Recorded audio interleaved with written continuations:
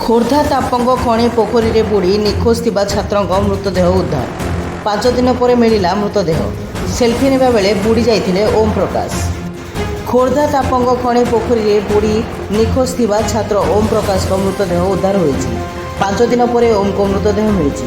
ଆଜି ସକାଳେ ମୃତଦେହ ଭାସୁଥିବା ଲୋକେ ଦେଖିବା ପରେ ଏହାକୁ ଉଦ୍ଧାର କରାଯାଇଛି। 5 ଦିନ ତଳେ ସେଲ୍ଫି ନେବା ସମୟରେ ଗୋଡ଼ ଖସିଯିବାରୁ 2 ଜଣ ଯୁବକ ପାଣିରେ ବୁଡ଼ି ଯାଇଥିଲେ। ଜଣକୁ ଉଦ୍ଧାର କରାଯାଇଥିବା ବେଳେ ଓମ୍ ପ୍ରକାଶ ନିଖୋଜ ଥିଲେ।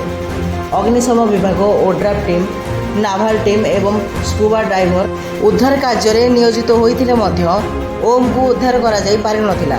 ପରେ କ୍ୟାମେରା ଓ ରୋବୋଟ ମଧ୍ୟ ଓମ୍ଙ୍କୁ ଖୋଜିବାରେ ବିଫଳ ହୋଇଥିଲା। ଆଜି 5 ଦିନ ପରେ ଓମ୍ଙ୍କ ମୃତଦେହ ମିଳିଛି। ତାପଙ୍ଗର ଏହି ଖଣି ଅଞ୍ଚଳ ପାହାଡ଼ ଓ ନୀଳ ଜଳରାଶି ପାଇଁ ଲଦାଖର ଭ୍ରମ ସୃଷ୍ଟି ହୋଇଛି। ତେଣୁ ଅନେକ ଲୋକ ଏଠାରେ ଭିଡ଼ ଜମାଉଛନ୍ତି। ପାଣିରେ ବୁଡ଼ି କିଛି ପର୍ଯ୍ୟଟକଙ୍କ ମୃତ୍ୟୁ ପରେ ଏହାକୁ ନିଷିଦ୍ଧାଞ୍ଚଳ ଘୋଷଣା କରାଯାଇଛି। ତଥାପି କିଛି ପର୍ଯ୍ୟଟକ ଏଠାକୁ ବୁଲି ଆସୁଥିବା ବେଳେ ଦୁର୍ଘଟଣାର ଶିକାର ହେଉଛନ୍ତି। ବ୍ୟୁରୋ ରିପୋର୍ଟ, ଜାଗର 24 ନ୍ୟୁଜ୍।